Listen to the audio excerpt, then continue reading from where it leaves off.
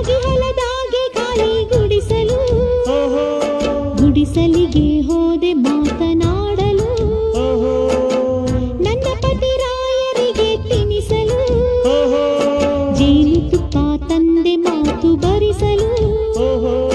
ತುಂಬಾ ಹೊಸ ಮಾತು ಕಲಿಸಿಕೊಟ್ಟಳಮ್ಮ